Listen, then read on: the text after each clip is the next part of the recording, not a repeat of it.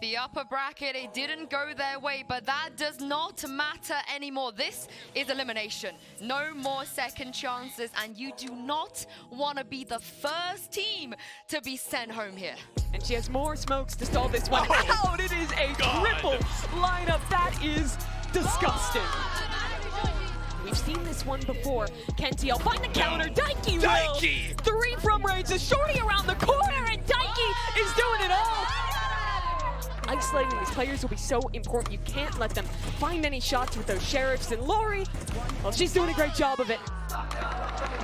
Down is Scary Shark, has to frag 1 kill. It's gotten halfway. Jujina! How many rounds will Jujina steal? Team Liquid take map number 1 in this series. Let's sell it, dash forward. Scary Shark just not looking. No. Jujina, I mean, she's so precise.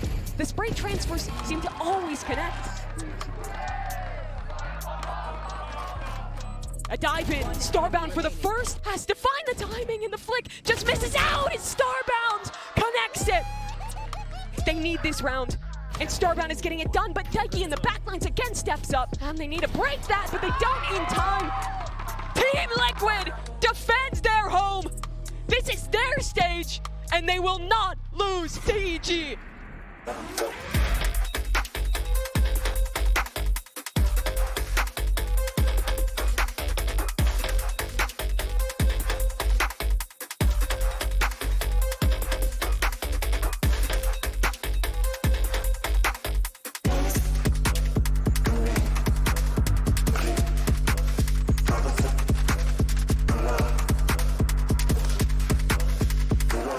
I hope you guys enjoy the Prime Gaming post-match highlights for match 1, but it's time to get into match 2, and we have another elimination game coming to you, and this time between EDG and KRU. I'm your host, Sue, and I've got Mira's here with the desk with me again. It's been a great day for Latin America, so why not, Kakuka? You join us as well. Exactly. I was so happy. Actually, the performance that we just saw from Team Liquid, it definitely made me want to come to this. And I was like, you know what? Let's just go for 2 for 2. You rooting for KRU? Yes, I am. I have to. I thought so. Especially Yeah, with the result so. that they had last year, I feel like this year has to be different. Yeah, well, they're going to be going up against EDG, and I felt like it was very weird circumstances maybe for EDG. Not the best start ever, but again, Mirrors, going up against Shopify, they kind of got owned, but the vibes were good. They were very happy, and they didn't seem affected by it. Yeah, it was a really fast game. They were trying to play really fast. I actually screamed them once this week, I think. And they actually play like that. They played really fast, aggressive, like the Chinese style, as we see Kankan and stuff. But yeah, let's see if they can do like make it work versus the KRU team. Yeah, I think also it's important to understand that it's not only that it was a tough day for them.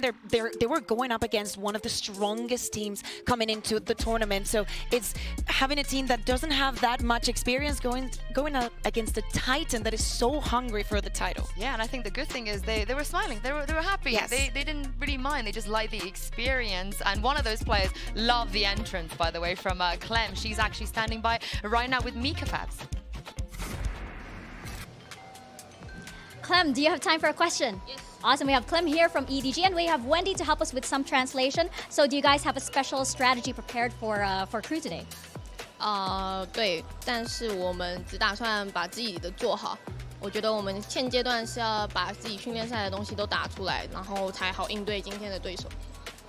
Yes, but honestly, what we are going to focus more is to concentrate on our own performance and try our best to show you guys the stuff that we have practiced in all the scrims and try to concentrate for today's game. Okay, awesome. Good luck to the team, and 谢谢。 I think she has a point. That's what she needs to do, because yesterday they were whiffing a little bit, you know, they were a bit shaky, which I feel like it's not that difficult to fix, right? Yeah, it may just be nerves on the stage. Yeah, I mean, it was the same thing I would talk about Liquid as well. Like, is where their debut, and the shakes gets them, the nervousness. So, and as we talked as well, that like Shopify is really good individually, and they have this style. Chinese has this style, really aggressive individually, and if you're not getting the shots, there's nothing you can do.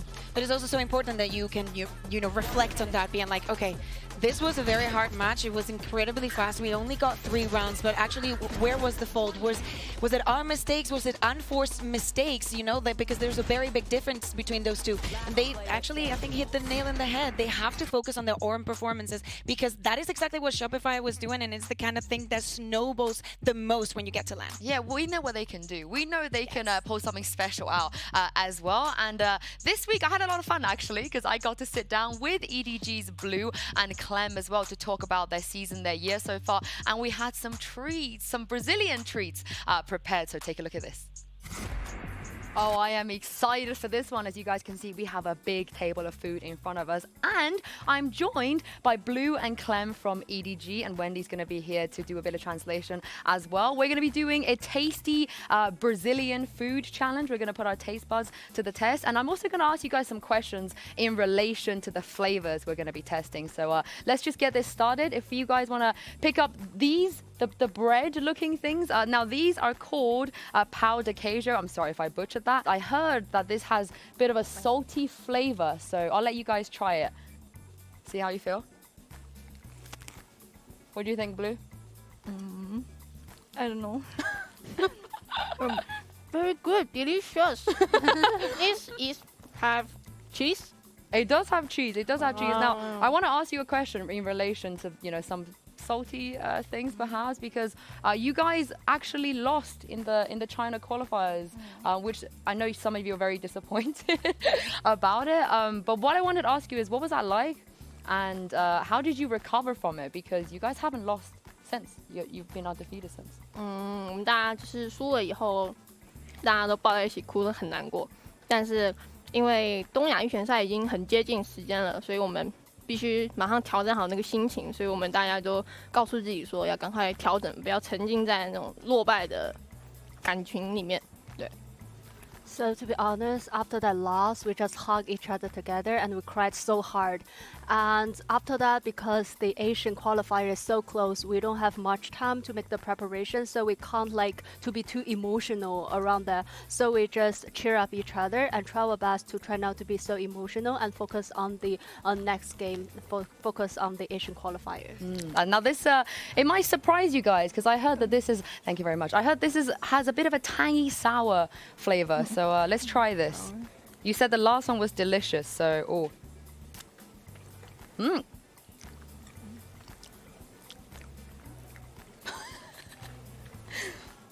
Yeah? I mean, Blue, you said you like ice cream, right? Yeah. You're a big fan of ice cream. But this tastes so special. I never tried it before. Yeah? A little bit weird, but I think it's okay to eat. Yeah. So weird. But it's good. Yeah, it's good as well. Now, the reason we chose this because this has a bit of a sour, swander, a bit of sour. Flavor. And when it comes to that, obviously one of your teammates, Lija, she can't make it to this tournament. You know, I know that you guys played a while with her as well, and she's seen as a star player. So, Clem, how much does that impact you guys, and how are you feeling about the fact that she's not here? 就是我们原本有些战术是必须由他来完成的，所以会有些影响到我们的战术方面。对，但是其实 Blue 也做得很好。Yeah, definitely it do have some impact. For example, maybe in the actual games for some strategies, we really need Lija to stand out. She need to be the key player for some strategies. But after that, we need to change some of playstyle, some strategies to make some more preparations. But also at the same time, Blue also did a very good job, I must say. Yeah, you have. And speaking of Blue, let's go for the final one. I think I want to end this on a sweet note. You know, we've had salty, we've had sour. If we go for the pujim, I believe it's called. This is the sweet treat for you guys. I'll let you try this first. But also, Clem, you know, what do you think Blue brings to your team? What kind of impact does she have? 很多，是就是他对枪的时候会有时候给我们一些很超乎常人的操作，就是很厉害，真的就是说不出来的那种厉害，就是让我们觉得他是一个很合格的决斗者玩家。Yeah, I must say a lot of differences. And also sometimes in the actual games, especially for the 1v1 shooting, sometimes Blue can really have the incredible highlights that can really surprise us a lot. And also because of that, it can really bring a lot of differences to the team. Yeah, and did you like this? What did you think? I think it's so sweet, and I think it's my favorite. Oh, it's your favorite. All right, we're going to tuck in and enjoy this and hopefully finish everything. And you guys, your tournament run ends on a sweet note. Yeah, we had some salty snacks, sour snacks, sweet ones. Hopefully it's going to be sweet today, but it's going to be a difficult task because they're going to be going up against KRU. And despite losing that first game, KRU, they didn't play bad. I actually think they played quite well. No, exactly. I think that it got into their heads at some point. I think that the start was a bit rough. I think many things were going wrong. Also outside of the server, right? Because BBL had one of the players playing from isolation. So it's all of these things that get into their head and probably do not allow you to concentrate enough, but they were actually very, very close to at least take this to a third round. Yeah, I really like how KRU played. I really want to see how they're going to perform versus a not as high caliber team as BBL. Like BBL just won EMEA, and China here is a new region on the Game Changers like for this year.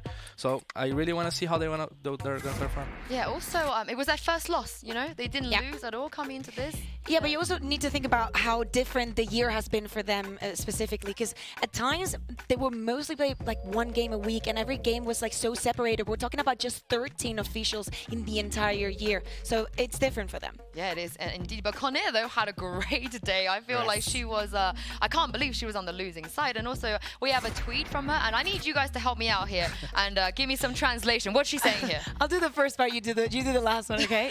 Mañana gano y me como este torneo. I'll win tomorrow. Of course, she posted this yesterday. I'll win tomorrow and I will eat this tournament. What's the last part? And the last part is like Culião Yera. I don't even know how to explain, but my Chilean friends, my Chilean teammates, they say it all the time. So they know what it is. They know what it is. I don't know how to explain. So let's just say it's like watch me do it. Yeah, she's like giving it. She's confident. Like, yes. Exactly. It's like being very sure. It's like you that have doubted me are going to see me win this entire thing. Oh, that is it. Yes. Yeah. And do you agree with that? Do you think that's what we're going to see today? Yeah, I mean, she played really, really well with BBL.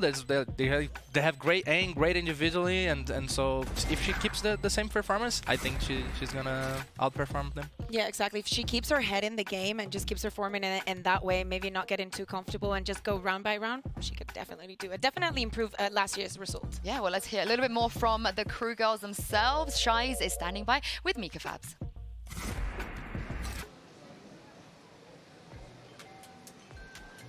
Hey Shies, can we pull you in for a quick question? Okay, how does it feel like playing in front of your home crowd? Exciting. I'm very happy. I'm glad to be here. So yeah. Amazing. Good luck to you. I mean, the home crowd, they were kind to Team Liquid. They were full force here, and of course there is a Brazilian player on the side of KRU. I suspect it's going to be a similar thing, but what we don't want to see for KRU is that they've been in this position before. They were here last year at Game Changers Champions, and KRU, it ended, you know, they lost the first match and they just got eliminated straight away. We don't want to see that again. Yeah, exactly. But if you take a look at the upper bracket, of course, this is from 2022. They were against Cloud9 White. We know the expectations that everybody had for that team, and on the lower bracket they only got to win that one map. So even just getting one map will equal their performance. I think that for them it has to be different, especially, you know, about how mentally EDG should be doing. And this is the big tournament for them. They've been playing, they've been dominating the Latin America scene for 2 years. So that's where they need to show what they come to do.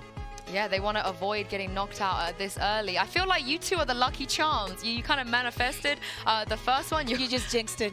Oh, no. Now we're gonna be... No. I have no horse in this race. I have no horse in this race. It. Okay, so you can combine your powers. Yes. And hopefully that works. Our coaches are actually ready right now. We are just about to find out which maps we're going to be seeing today. So let's send it down to them and find out, and also welcome the players onto the stage. So we're starting map selection for EDG versus KRU. Today it is a coin flip that decides who starts choosing if it wants to be Team A or Team B. So it is based on alphabetical order. EDG is heads, KRU is tails, okay? Heads is the front and tails is the back. I'll throw a coin flip. You are heads. Okay, heads is the front. So it's heads. EDG starts choosing. We chose Team A. Team A, okay. So EDG starts banning. Ban Breeze. Breeze. They banned Breeze. Ban for crew. Ban Haven. Sorry? Haven. Haven. Okay, Haven. Map pick for EDG. Split. Split. Yes. Okay. Side on split for crew. Defense. Defense. Map for crew. Big Ascent. Ascent. Side on Ascent, EDG. Attack. Attack. Second set of bans, EDG bans a map. You got Bind, Lotus, Sunset. We ban Lotus. Lotus, okay. Last ban for crew. Bind or Sunset.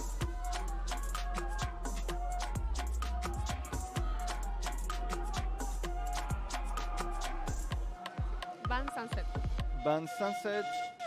So Bind is the side on Bind for EDG. Attack. Attack. Okay, that's it. Good luck, have fun.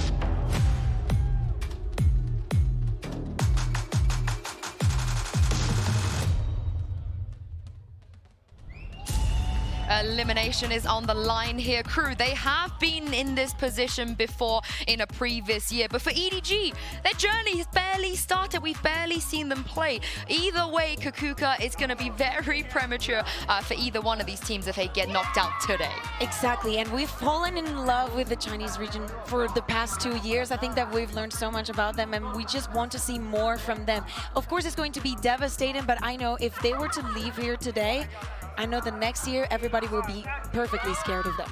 Yeah, and I really love the split pick from EDG. It's a map that you can play the double duelist, play more aggressive, play more brute force, as we like to say, and that like feels like their way of playing the game. So yeah, I really like it. I mean, once again, similar to the first elimination match, we're not going to see any of the maps they played everybody before. hates Breeze, and I'm so down for it. But also, obviously, a Crew, they've been kind of banning Haven when we're never going to see that. They didn't want, neither of them wanted to play Sunset again. It feels like a fresh start, and it makes sense because preparation-wise, Kakuka, you don't have to go back and nitpick the things you did wrong. You can just have a fresh start. Yeah, exactly. And I think that especially if you think about EDG, you know, maps where Blue can be more comfortable, where she can just play in a very basic way that can be easily supported by the rest of the team, is actually giving her some room to have that kind of effect. Yeah, and here with the underdogs playing against themselves, it's really common to see the picking the comfort picks. So that's why you see like they're gonna pick one comfort pick, the other team's gonna pick their comfort pick. They don't really mind about that much about the draft, like when you have big games and you have to counter and stuff.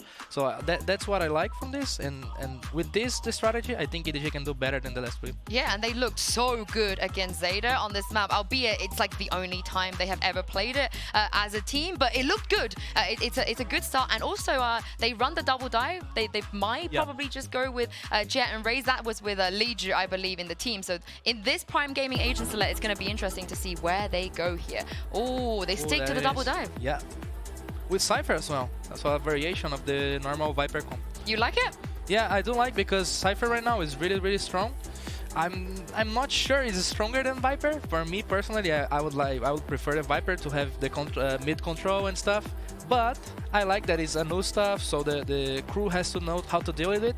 Yep. And we saw in Liquid's game how hard it is to deal with the trips right now. Yeah, exactly. So I think we saw it yesterday as well with Roxy. Like the performance from a good Cypher that is feeling comfortable and has that kind of impact, it definitely makes a difference. It's something that we're very used to in EMEA, something that we love. Honestly, best ult in the game. Prove me wrong if you can. Yeah, I think that it can be a very determining factor. Now, the initiation power that we're going to see from the crew side, if Romy is playing like she was playing yesterday, just keeping that on the side, you know, just keeping that a little bit of the lurks, I think this could be for crew. Oh, I can't wait to see it and get ready to jump into the match and send this over for your casters. Take it away, Doug and Athena. Thank you so much. I'm so freaking excited, Athena, to get this thing started. It's an elimination match. We're sending a team home, which is always heartbreaking, but oftentimes that brings out the best in teams. Yeah, I mean, we're going to see them play to the death here, showing the best that they got, trying to prove how they deserve to be here and playing on this stage. And we are starting off with that split. I mean, both these teams playing copycat comps other than the double duelist. We love to see that from EDG. Going to be such a powerful, explosive play style coming in. Really need to see them put their best foot forward, because obviously the way that they played the other day just wasn't as good, but this is a new day, Doug. It's against a new team, too. Fortunately for them, you're not going to have to deal with the ferocious Titan that is Shopify Rebellion. They are going to push their way forward into A, though. You see that double duelist comp already diving, taking a ton of space. Crew glad to give it up, it seems. It seems like they're just going to want to fight for this retake as EDG scales forward. Shies catches him. Kinnear gets a second. The spike goes down, but they're down in numbers. I'm out of stuff. Blinded. Looking like a hard site to hold. I mean, we have the Omen playing main, but as soon as I said that, Yusin with the double kill, getting that A-ramp control, preparing, and Wawali actually getting a kill of her own. Yusin with 3, and Clem finishes off. That did not look like it was supposed to be a round for EDG in that 5v3 retake, but Crew just dropping like flies. Yeah, that was very well handled. I think, again, we saw the decision for them to scale into spawn, and I respect it, given that site was so free, right? You want to take some more space and gamble things out. Didn't work out at the beginning, but you're right. The massive 3K from Yusin really kind of kept things together. Yeah, everything looking so good for EDG. Looked so bad, then so good. I mean, what a way to turn it around. And now we do have the eco round coming in from Crew. Excited to see what they have in store for us.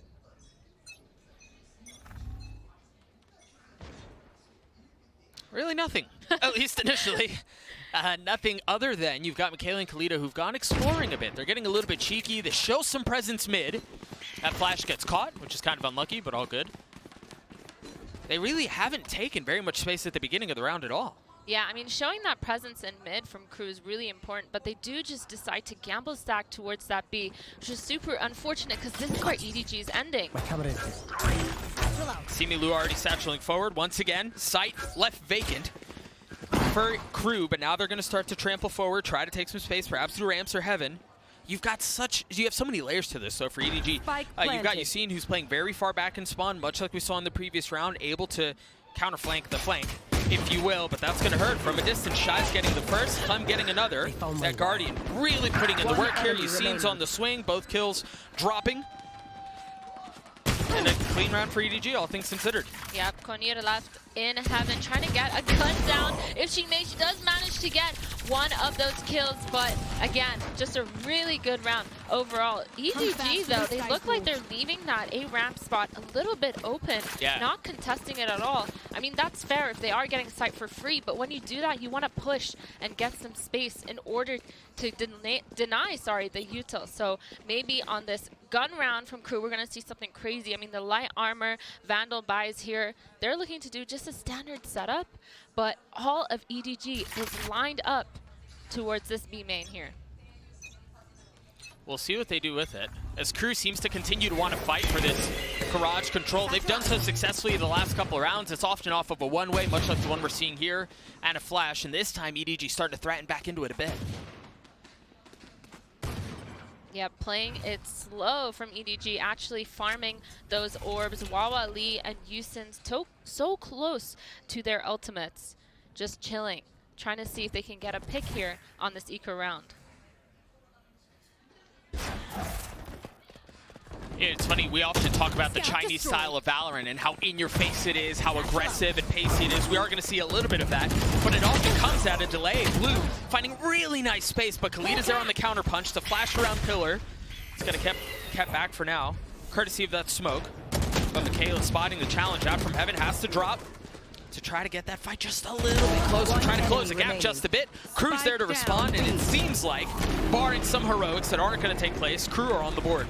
Yeah, 2 guns down, not bad for their bonus. And EDG now, we are going to see the first gun round play out on this map. Both these teams looking to farm some sort of orb because, again, we have the Cypher ult so close, so many ults so close. But this execute looking good, but the patience from Kalita and Kayla to sit backside and just wait for them to run into their crosshairs was super, super great.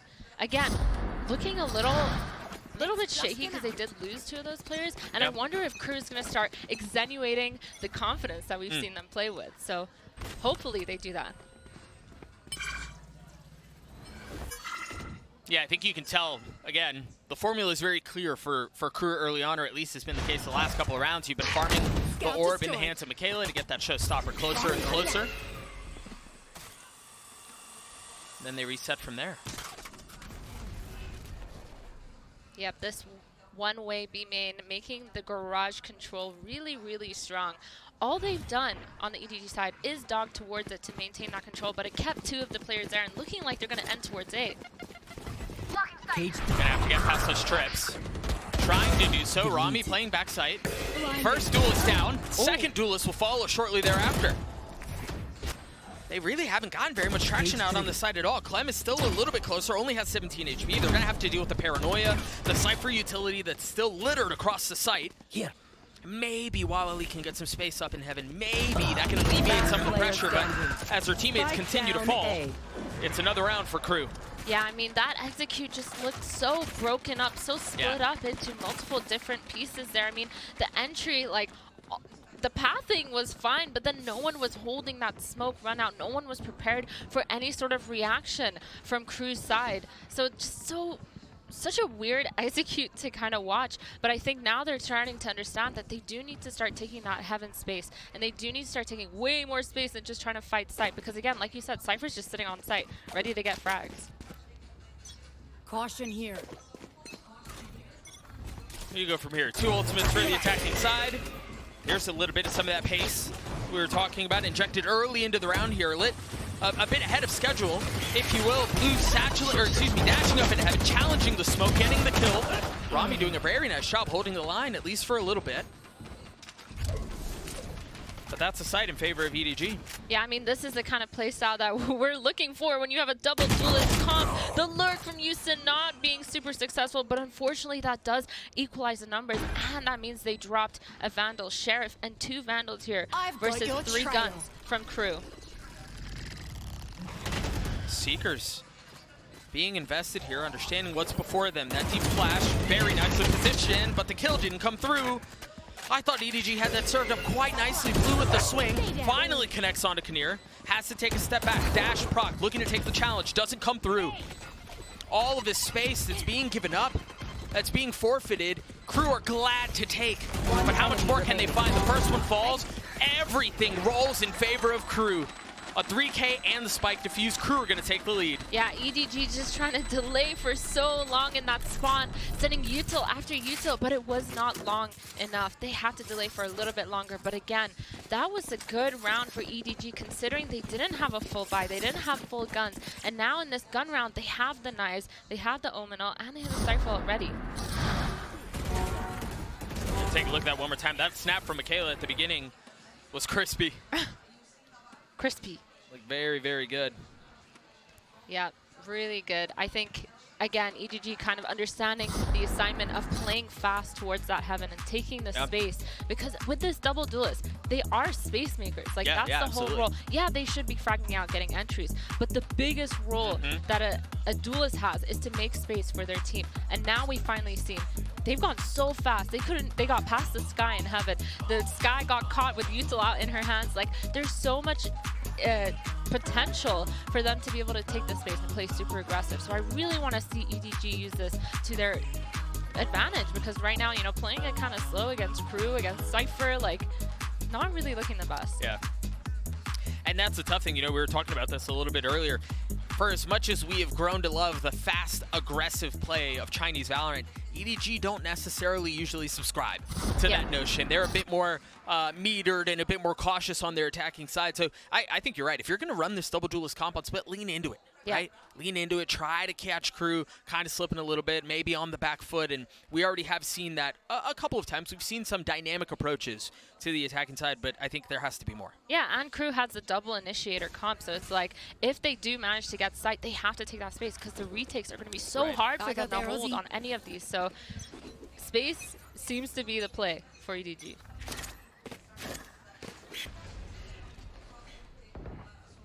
Speaking of space, for EDG, this time they're trying to take some of it mid. Flash through off the jump spot.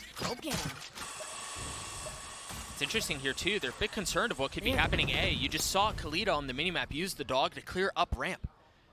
So definite concern that they've lost some control there. Yeah, looking like a B-split, and B-split it is, but again, the breach util popped so early in order to delay, but it doesn't matter because they've already rotated. But EDG doing such a good job of pulling those rotators after pressuring, just like you said, towards that A main. They know they have that space, and they're gonna end towards this A where only Sky and Omen are left on site.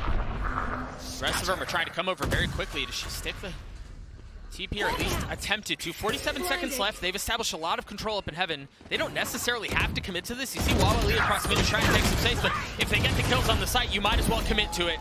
You've got the showstopper, excuse me, that is going to get one. But KRU seems to be left in tatters. You still have the late flank that's going to come through. Rami's left alone, coming in through spawn. Unaware of what's happening on the other side. Wawa Lee cleans it up, and we're tied at 3 apiece. Yeah, I mean, such a good round coming in from EDG. They used those rotations perfectly. They have used what they knew was going to happen, putting that A main pressure exactly like you said, making them give up some space towards that A Heaven, and then continuing to push towards mid, to pressure male, making Breach use their util. And then this execute, of course, just looking so clean. Kalita just a couple seconds too late on those jellies to send. Wasn't enough time for her to delay, long enough for her team to get there. But again, EDG just looking really, really good. And now we have them going towards the mid here. They haven't started towards mid in a while, flashing towards ropes. But they're going to be baiting out that KRU smoke. They know that they're cycling these smokes. But what they don't know is that KRU is actually pushed up towards the main. You got that trip that's keeping them back for now. But yeah, there's so much knowledge that they're gathering off of that. And then the Cam spotting the first. And it's a duelist, no less. I mean, that should confirm a lot of what's potentially waiting on the other side. Did you see those trips? Grenade! Yeah, those are crazy. Are they going to be able to get past it? They are! The range of Satchel's way past it, but Jet unfortunately caught in those Konian with 2 amazing kills. Thanks for those crazy Cypher trips. Yeah, she split the uprights. That was crazy. I don't know how she did that, threading the needle, and ultimately it kind of falls apart anyway. Blue gets caught, all the kills come through. Flawless. KRU putting up a prime gaming flawless. It was gorgeous. Yeah, that was that setup. That was great. That was a crazy spider web, Mission Impossible push through kind of laser setup on those trips. I'm surprised it didn't catch the Ray satcheling out. But yes, what a hold from KRU. Kanian actually like moving around with her controller roll, getting those picks, making sure she's playing with the trips. And it's just such a good round overall from these KRU girls. EDG tried to go somewhat faster towards that B main, and they got punished for it. Get out of my way! Here's a little bit more fast. You've got the Paranoid, the double satchel up. That Rolling Thunder is going to cause so many problems. Holy smokes! How did Michaela just get dropped like that? She had to have been stunned. Either way, they've got the neural theft down. Shies has so much to deal with. The only player backside so far gone undetected. Getting the first onto Clemps, gets the second onto Wawali as well. Everyone hiding. But is that going to be enough? My goodness. these executes looking so patchy in some of these areas, you know, pushing, trying to take space, but people aren't even clearing on site yet. Like, it's so mismatched. But again, EDG in this post plant, they have to do something. There are only 2 members up. They have the advantage of the spike being planted, and the 2 very quickly dwindled into 1. Team Elu in a 1v3 with so much to do, not a single target found. Yeah, but what a round by KRU, just sitting in their defensive spot. I mean, they set up for that breach early on, that trap play. Thought it would have a little bit more impact, but it did manage to delay them for quite a while, and I think maybe that's the reason why EDG's execute looked so spotty. Like, one person is way past on their own timing. As you can see, the Jet pushing to spawn here, but again, achieves nothing.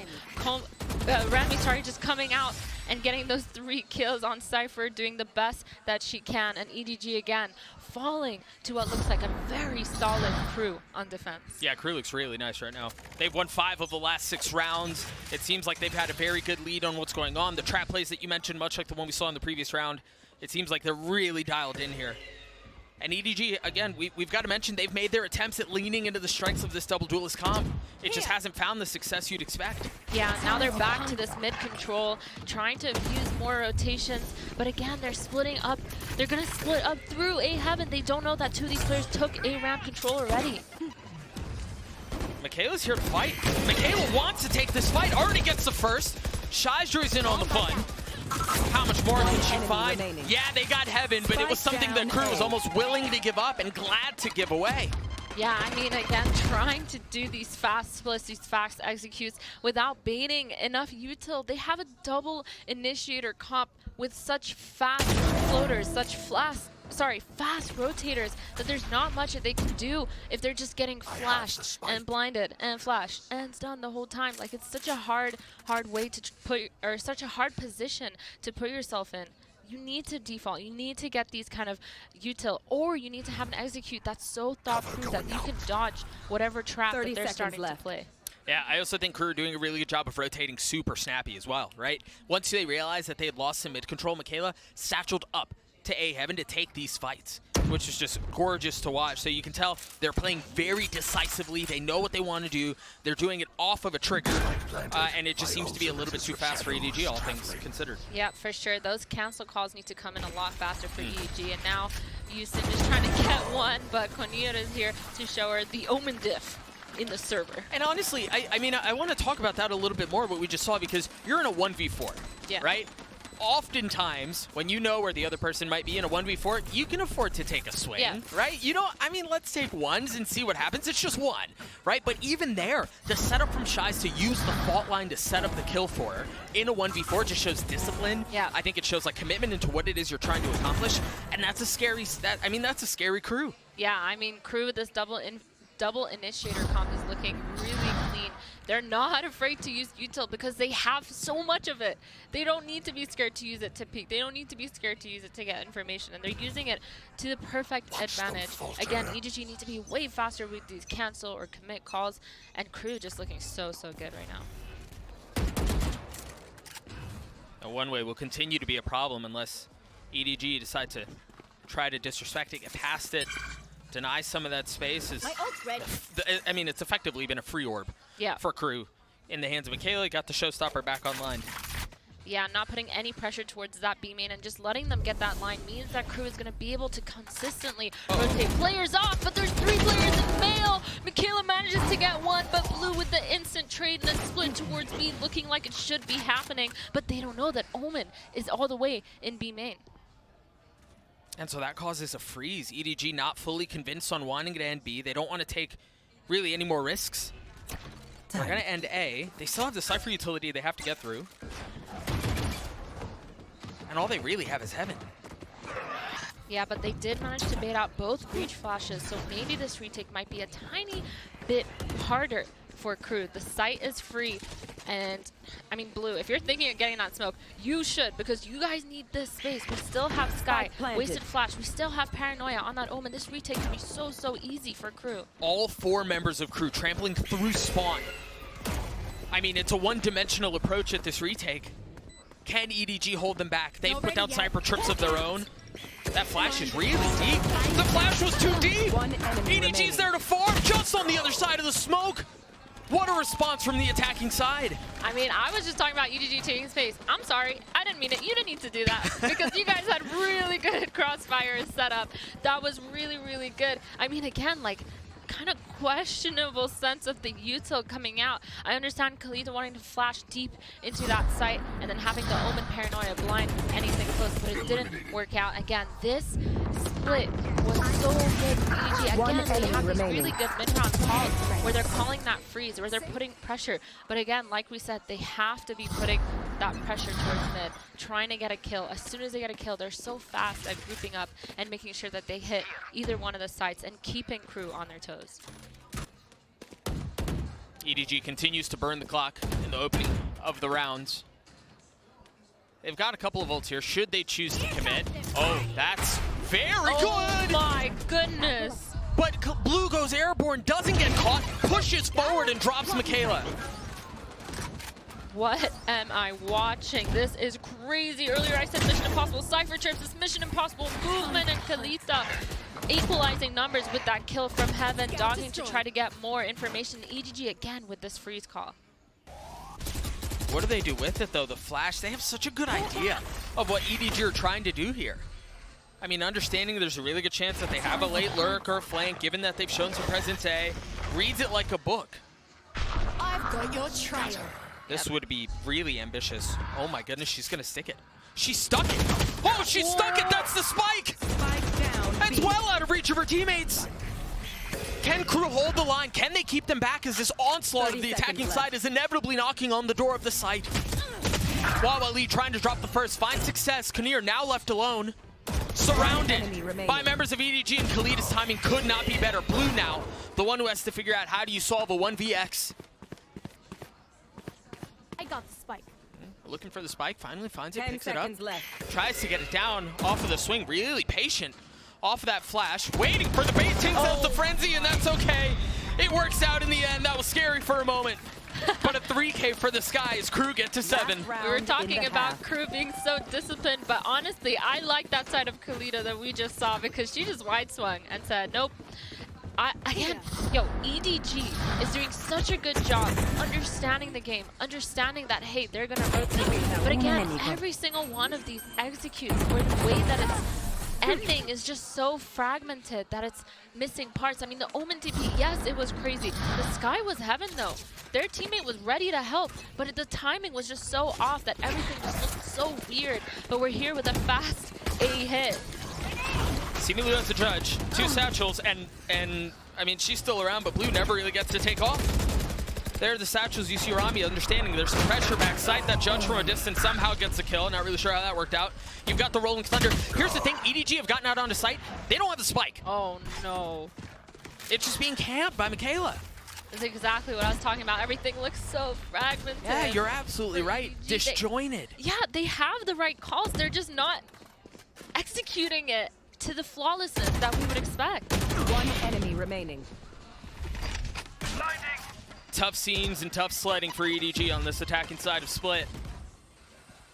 That's been really the story or the song of the half, if you will. You've got the right ideas, you're leaning into the strengths of it, but there's always, it just seems like there's always a facet of the plan that does not execute the way everything around it does. Yeah. And that's what gives KRU an 8-4 lead at half. Yeah, KRU really good at picking these kind of mistakes up. But again, we need to talk about how it is attack-sided map. Sure, and it sure. double duelist, and they didn't manage to get as many rounds as I thought they would. I mean, 4 is great. 4 is great. Not only have double duelists, though. On defense, it's double duelists. They're going to have to push extremities and take aggressive lines in order to equalize those numbers and equalize the space. But again, against a double initiator, that is going to be hard.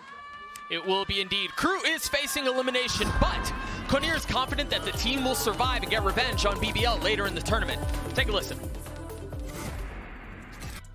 Siento yo como player que pudo haber hecho mucho más, pudo haber ayudado de mejor forma a mi equipo y sí, me voy a crecer de nuevo con BBL y la vamos a ganar. No se fue mal, pero me voy a asegurar de que no vuelva a pasar.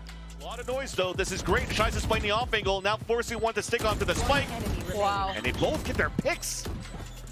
Now halfway, Romy on a 1 versus 1.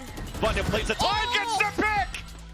Yo creo que lo que más va a perdurar es la venganza del perder el primer partido. Y nada, que esa chispa de primer match no se va a ir, ni con EDG, ni con ninguno. Yo sé que confío en Caleta. Nosotros nos vamos a bajar los brazos para seguir intentándolo. Queremos llegar a esa final, queremos ganar un torneo, así que espérenos.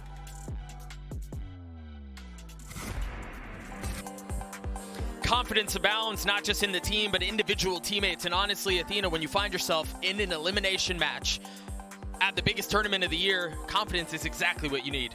Yeah, I mean, you cannot waver no matter if you're winning or losing. You cannot change your mindset. You just have to try to focus on playing the way that you play and playing the way that your teammates play. I remember yesterday, Sarah was actually talking about how she was a little bit nervous, but the way that she calmed down was just looking around at her teammates and realizing, hey, we are just playing the way that we normally play. And so this is what both these teams need to do here. I mean, confidence is key, yes, but playing the way that you play and making sure that your game is your game and that you're not being forced to play the opponent's game is another super important factor. Oh, for sure. You end up in such a slippery slope if you try doing that, because all of a sudden, not only are you leaning into their strength, but perhaps it's a weakness of yours, and you just get all sorts of messed up and sideways. So, honestly, all things considered, for Visa Crew Blaze, it's been a great start. I mean, an 8-4 half, things looking really nice, and now they have to deal with the fact that they're going to be playing a double duelist comp on defense. That's tough, man. Yeah, it's going to be hard. We're going to have to see a lot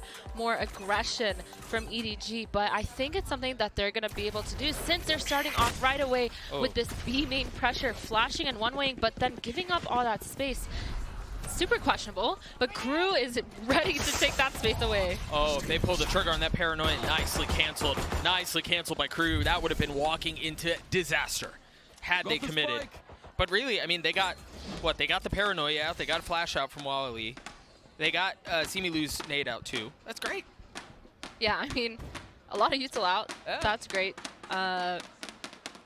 I don't know how they're going to react. I mean, EDG at this point, as soon as the team has been cutting noise, I mean, it's been a long time on that counter, and we're just fully giving up the space on the EDG side. They're not even trying to get info. They're not even trying to take space back. They are just gambling the rotate based off of nothing, I guess? The lack of information, the denial of, yeah, maybe that's what it is, but unfortunately the gamble's ill-advised. You seen? Stunned, dead. Not really a chance to do much more than that. Similu's here to help, close by, as is Wawali, but they can't even get themselves out of spawn. They haven't committed to getting the spike down. They just want to take the fight, and that might be a problem too, but KRU's able to navigate it gorgeously. Shies with 2. Now the spike is going to get committed. Similu, who was here at the beginning, the only one left alive in a 1v4. They're weak, mind you. Getting healed up, though.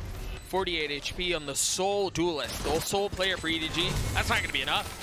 Yeah, I mean, KRU fully understanding and aware that they had so much time on the clock that they just played together, peeked together, really made sure that no one was getting out of spawn and getting ready to retake.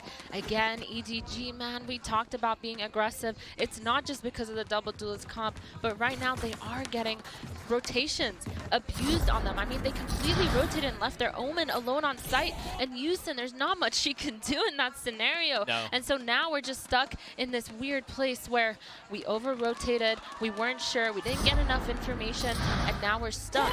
But hopefully, changing something up this round with that gamble stack towards A.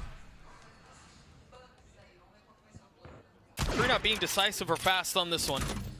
Wanting to feel out where this inevitable stack is, and as you were just mentioning, this time it is on A. But they're cautious, they're careful about it. You wonder here too, I mean, yeah, if you're the defense knowing that you don't really have much of weaponry other than 2 Buckies, you kind of have to gamble, right? You kind of have to gamble a little bit here, but I'm surprised there's no presence mid at all. There's no, like, yeah, really anything like that. It's just a heavy gamble A. I mean, Bucky is the best weapon in the game, so. Confirmed? Actually, Judge. Judge.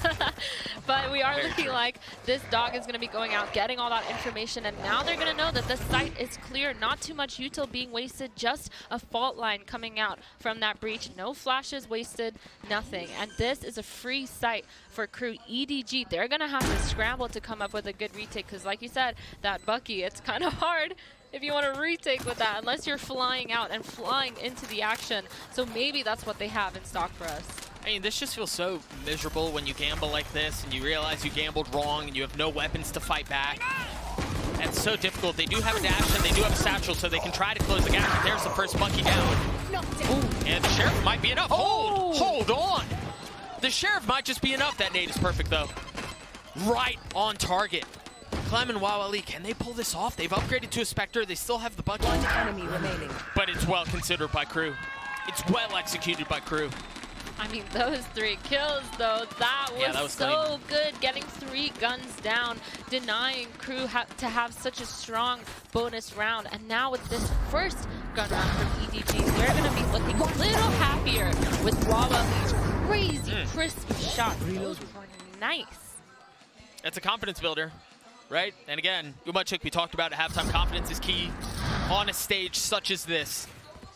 It seems like, I mean, they do have enough to invest into this a little bit here. They've kept a Bulldog and then SMGs the rest of the way for crew. Yeah, grouping up towards this A main here. Really good. I mean, grouping up is the way to play against EDG, it seems, because they refuse to get any information. We still have 3 players sitting on this B site, no clue what is happening. But again, against this bonus, you don't want to do too much. You don't want to overcommit and lose your gun, but Blue with a kill through the Cypher trap. All it was a shoulder. I mean, a shoulder peeked on the other side of the cage, and that's all it took. Very nicely done. But again, how do you convert? A second one falls. They've got to close out this 3v5. If there's any attempt at a retake here, you cannot afford, or at a comeback here, excuse me, you cannot afford to fumble the bag. They're pushing into spawn. They're really pushing into spawn. They're going to have a couple of players chasing behind them. They tried to turn the flash. What a mess of a round. I have no idea what is going on, but Konira does not care because she is going to get 2 with that stinger. And now they're picking up these better weapons, going back towards that A site. They know that Jet was here. Jet doesn't have any delaying power. They can take this site for free. They've got a Guardian and a Phantom to work with, and 20 seconds to play around 2 as they mull things over. Just a tap, just a bait, just a dare to challenge. It does not come through. Do they realize that Blue's creeping forward? They do now. That's 3 on the round for the duelists as Blue looks for another. The flash is there, the dash is forward. That was scary. Cost her a life. Khalida left in the 1v2. We were just talking about Kinnear has faith, has trust in this player. Can she deliver when her team needs her to the most? No. Simi lose there to clean things up. Yusin is going to get the defuse. EDG will get to 5. I mean, we were talking about confidence, Doug, and Blue just walking up on the site when she has 2 teammates with so much utility. She has the paranoia and the smokes on Omen, but I like that from her. I mean, the jet dash, I feel like every jet player has been like, yeah, I've been there. It happens, yep. I've been there. I've done that. That's fair. Unlucky. But again, really nicely played by EDG. Crew almost making a weird bloodbath happen in spawn for them. That was such a weird round, but they brought it back. They made sure that they knew where they were ending, and I think overall, well played by both teams. Super crazy, but well played. And now we have just a regular, another A main hold. We have 3 of these crew players towards A main, putting that info up, but Cypher has a full setup. It's so weird because they have this jet playing towards vents. No op, just vents, ready to fight with this Omen. There is some mid-presence, so I'll take that. All things really considered as we think about how they've played this defensive half, now that they actually are putting some presence, some personnel across the middle of the map. Should get you a lot of info. And think about this. They know that there's no one pushing B garage. They have mid. They have some presence of what's happening mid. So you've got to understand at this point, if it's not going off in your head already, this hit is going to end A. Yeah, and Cypher really needs a delaying time because the team is so close. The trips catching Michaela and Clem getting hers. Konir with an instant trade and 2. I thought Konir was going to be a little bit faster on it too, a little bit quicker on the jump. Ultimately, a teammate dies. And all is good because they're able to stabilize. I don't know that Michaela necessarily even had to die there, but either way, for KRU, it seems like 11 is inevitable. That flash confirming where at least one player is coming from. And it's a judge for Similu. Does have 2 satchels, so maybe we're going to get this really fun, crazy satchel forward, make something happen, end up on Reddit, something like that. I don't know.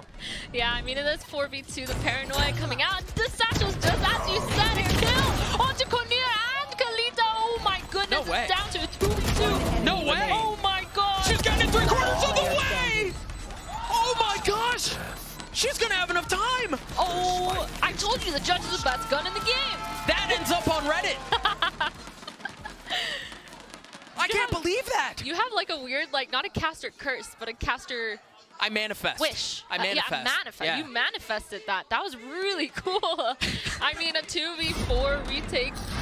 We were talking about how retakes are going to be hard for these duelists, but again, this is the way that you want to do it.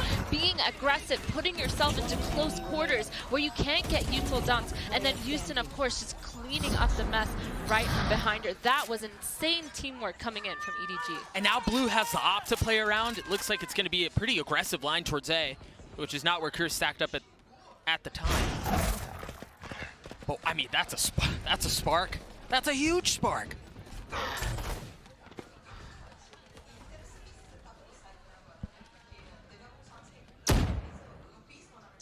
EDG just playing towards their strengths here, like sitting on site, making sure that they're holding, ready. They're not over-rotating, over-committing just yet.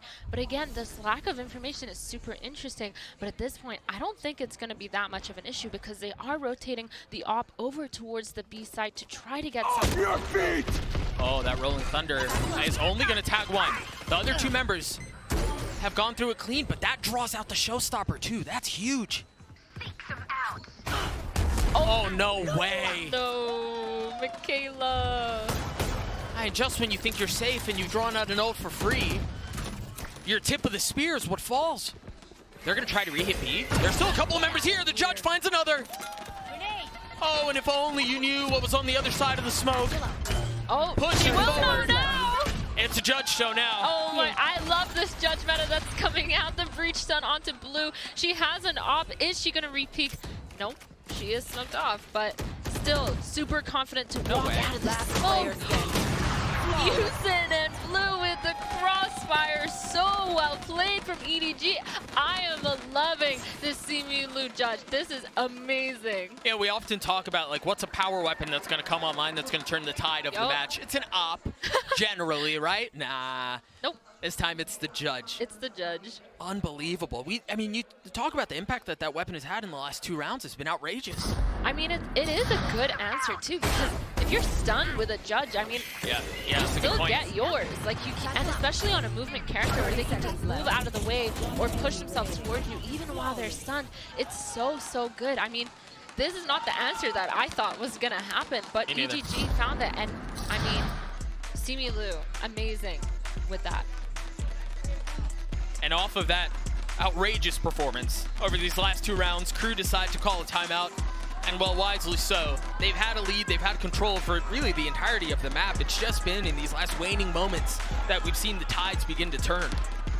Yeah, I mean, we were talking about how EDG was looking so fragmented in the first half, but they're kind of showing how they play really well in these crossfires, in these stressful situations, putting their duelists up in that front lines to kind of get that space and get those kills, and it's working out really good for them. I was talking about how they weren't using their information that much, their info gathering, but instead they're using their bodies, which I think is super good, and obviously one of the best ways to play when you have a double duelist comp. But setting up the op here on Blue is something I really want to see. I mean, we have her set up towards that B main, even though KRU is fully set up on that A main side. And now note here, they don't really have a ton of weapons, right? They have a Stinger and a Spectre and then just a couple of pistols. So I wonder how much they're going to be willing to invest into this round. Given that they have Seekers, well, okay, that answers that. They're willing to invest that much. As they satchel forward up into heaven, following the Seekers, looking for a target. And Michaela just has to give some of the space back up. Wow, my eyes are down. This has the potential to get really messy. Wawa Lee in the face of the flash. Michaela cleans it up. That's a weapon upgraded. You imagine. Clem up in heaven, looking for anything else that she could find. Oh, blades have been popped. Blue's looking to make a play here. As Clem's still not finding any target, and time is ticking. This continues to burn into that round, and it's all gonna work out for KRU. With this lighter weaponry, they invest, but it's just 3 shares left. It does not matter. The MasterCard Thrifty comes through for KRU. I mean, KRU, they knew that they had to take that space, and they got sight for free. So what does that mean? They have so much util to push into spawn, to push into heaven. The Sky Flash, the Breach Flash, the Omen Paranoia.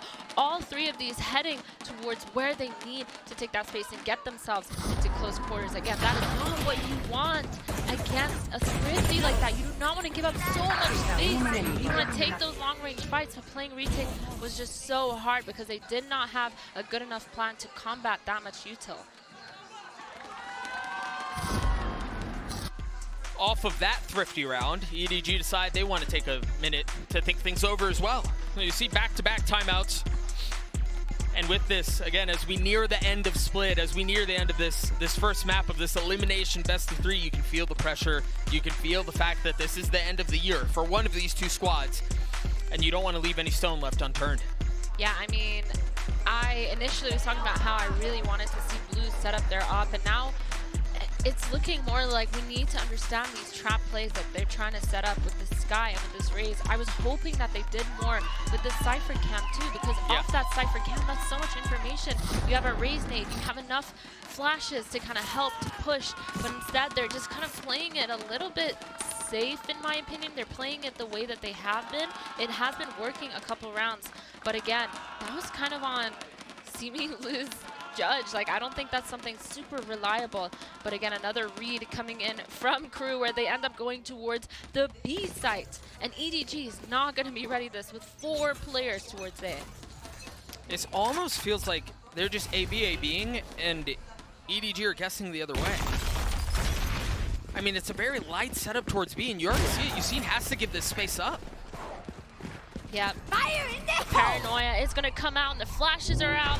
The Raze rocket is out, and Musin gets caught out. This is so unfortunate for trying to play alone on site. They have such a good setup, too, to confirm that there's any flank coming through. You've got a trip that Blue's going to have to run into. Maybe she jumps over it, or she just gets caught by it. Never mind. So now they know where the flank is coming from. Shies is going to be holding that down. They have every single member on site. Only ult to keep in mind is Clem's drill theft. Ooh, nice shot. Yeah, great shot onto the first. It's clean. It's calculated. Numbers still, though, in favor of the attacking side as the spike continues to tick away. It seems to be getting a little bit worse. Just Blue and Clem left. Michaela's gotten 3 on the round. There's nothing they can do. Again, the site just seems to be so free for KRU every time they've taken these sites. A, B, just like you said.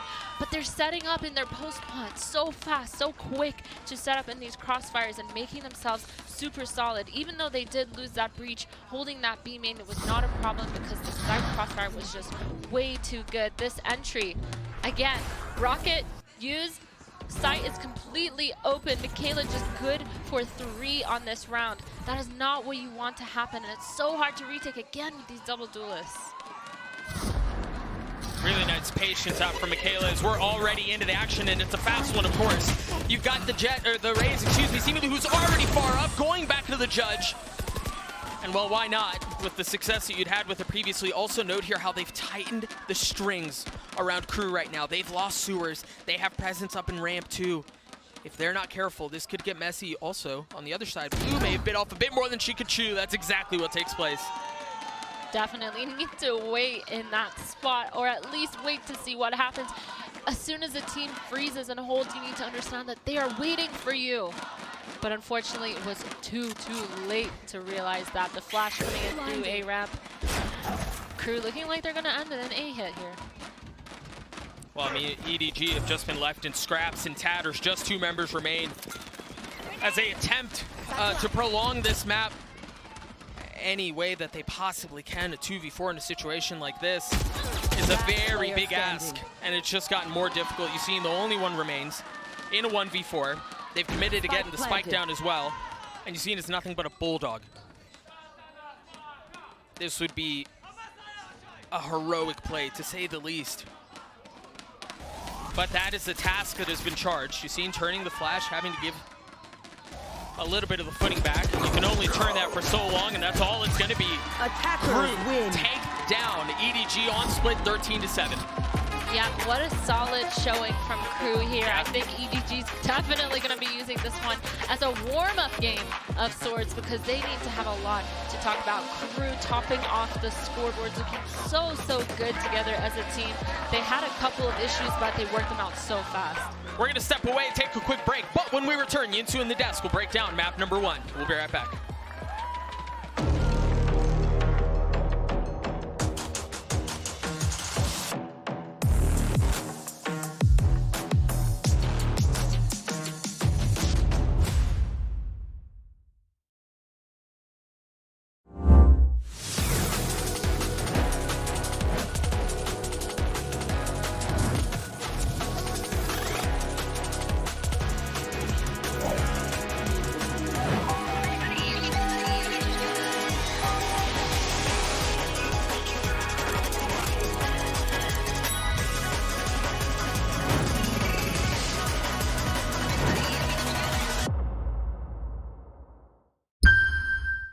When you play an actual ranked game, it's 50 minutes, but how much are you actually shooting?